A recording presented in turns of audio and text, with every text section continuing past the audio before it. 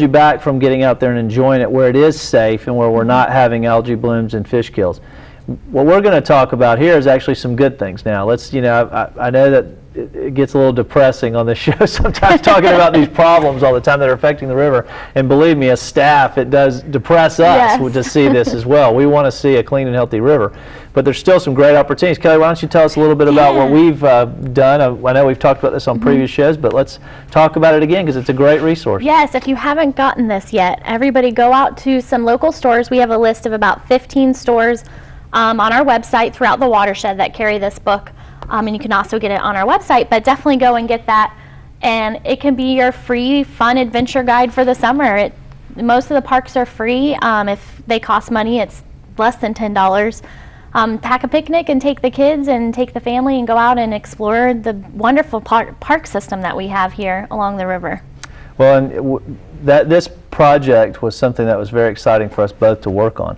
When we created this, it was part of a larger campaign that we called the My St. Johns River campaign, which we put in place with the end goal of connecting people to the St. Johns River, to actually getting them to experience the St. Johns River and as I like to always say, get to know the river.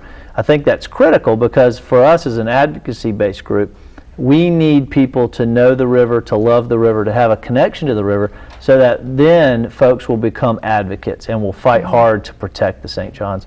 And I think, and also it's just fun to experience the river. So we want people to have so much fun exploring all the parks and writing down my little notebook what I saw at each place. It was just so much fun, and I definitely encourage everybody to try to check them all off throughout the summer and make it fun for you and your family. Well, and that was something too, is I was born and raised in Jacksonville, and participating in the research for this book and helping to write some of the passages, I was astounded at how many wonderful parks we have. There was a lot of parks I wasn't aware of. Yeah, and some we have are really some really hidden. great parks.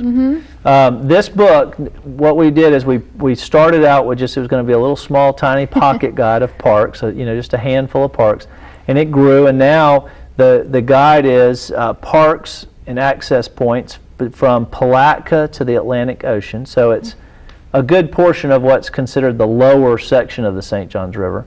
And in this guide, we have some wonderful things. It's obviously, we have some, why don't we look at maybe a photo of what the park guide looks like, and then some of the other sections. We have a few photos of the different sections of the river. Yeah, the park section, you can see they're kind of tabbed off so that you can really take this book with you and use it as a reference and quickly get to what you're looking at.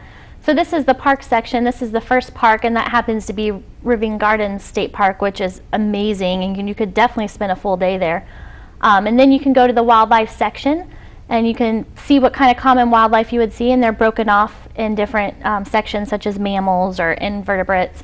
And it's just some common facts. And then if you're walking along and you happen to see some tracks, then you can kind of look those up too and get an idea of what you were looking at and what kind of wildlife is walking around you. So it's a really comprehensive guide, and it has a lot of information on it. We worked really hard, and it's a great resource to the river. Yeah, one of the things we also added was we have a section on a brief history of the St. Johns River. We have a section about some ecological facts about the St. Johns River with a map. And then there's also a section that our education director developed that is games and activities that you can do with your children or your grandchildren when you go out to explore these parks, to really enhance that experience and get the most out of it, to learn and have a good time enjoying it at the same time. It really is, it's fun. It was fun for us to put together, and what we've heard from folks that are using it, that it's a really great resource to get out there and enjoy the river.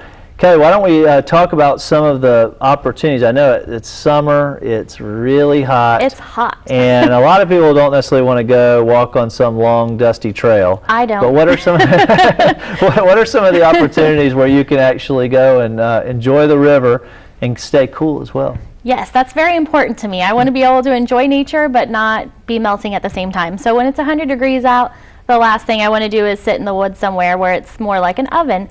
So this is the time to get your swimsuits and head down to Central Florida. It's only about an hour and a half away from here, and go jump into some beautiful 72-degree water, and you will just love it. It's quintessential Florida, the Springs area. It's very rich in history, and it's some of the most beautiful areas you will ever see, and what a great way to spend the day or the weekend, to jump in some cold water and be in nature. Well, which parks would you recommend? Well, I have a couple favorites. If you're looking for a quick trip, there's one about 30 minutes from downtown, and it's called Springs Park. And it's in the beautiful town of Green Cove Springs. If you haven't driven through there, it's gorgeous. You can hop on 17, and it's right off 17. It's right on the river. It has a huge playground, and the spring actually bubbles up. It's kind of a different situation there. It bubbles up, and they actually put it into a YMCA swimming pool. And for $2 for adult, $1 for children, you can swim in the spring water in a pool, and then that water then trickles down into a stream into the St. Johns River, and you can have a picnic there. It's really beautiful. Yeah, it's really unique. It's not what you might think of a natural setting or spring in its natural setting. It, as Kelly mentioned, it has been, they've built a structure that where the spring comes out and then it flows into an actual swimming pool. It's really unique and very old Florida, I would say. Yeah, it definitely reminds me that people came down from all over to experience the springs, but they made them into resort swimming pools in a lot of cases. And so this is kind of a version of that, and it's a quick little trip, so if you're just looking for a day trip, this is a perfect park for you. I love that park too. I took my family, we went there for a picnic, and it's just a great setting on the river. It's beautiful, and there's also the city pier is located right next to the park, so you can go out on the pier, and they have some covered pavilions. People are fishing. They have, if you're a boater, they have docking facilities there. You can dock your boat up. There's also, as you mentioned, a great playground. My son Eli loves the playground there. So you can swim, you can get on the playground, and it's very shaded, lots of trees, and it's just a great spot on the river. I just love going there. And there's something about the light at that park, but if you're a photographer, every picture I take there is always so beautiful. So if you like to take pictures, stop off at that park for sure. That's great. Well, okay, let's head on, keep moving upstream, head farther down south. All right, so get back on 17 after you've popped over to Springs Park, like I do every time I'm on 17. And then head down south, and it'll take about another hour, and you'll get to DeLeon Springs. And this is such a secret park. I feel like more people need to know about it, because it is fabulous. It's one of my favorites. I take every single person that comes out of town, goes to DeLeon Springs with me. But it's a national park, so there is a fee. I believe it's $6 per car. And then once you get in, you see this beautiful natural area, and you do see where an old cemented area that used to be a pool for a resort, and that's the spring. But it has the natural limestone bottom. And then you see a sugar mill off to the side, and you're wondering, what is that? But if you go in, you will have the best pancakes you've ever eaten in your life, I promise you. They grind up their wheat and make everything from scratch, and for $4 you get this pitcher of pancake batter, and in the middle of your table is a griddle, and you pour the pancakes at your table and make them right there. It is so much fun. Yeah, so that's I a highly great recommend experience. I remember the first time I went there, and just had a blast, because you can pay extra and you can get all kinds of things like blueberries to add to your pancakes, and it's a neat experience. It's a lot of fun too with the family to take the kids, and they get to make their own pancakes. It's fun for adults too, of course. Yeah, my mom was getting a crack out of it. She ordered ham and eggs, and they brought her a slab of ham and 2 eggs in the shells, because you even make the eggs at the table. So wow, that's great. Yeah, and that's a great experience to go do that, and then go to the spring, which is a lot of fun, obviously.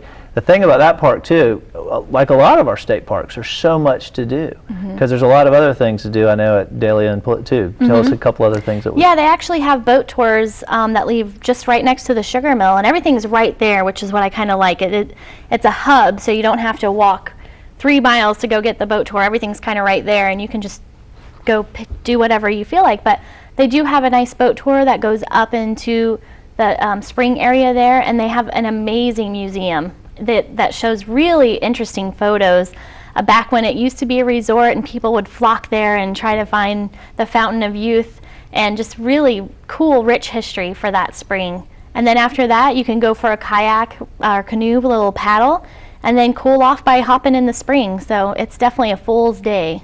Yeah, or a couple trips. I've been there actually before during cooler weather, and they have some really nice hiking trails as well that are quite extensive. So if you're a hiker, this might not be the time of year, but you can come back later and do the hiking. You can rent kayaks and canoes at the park as well,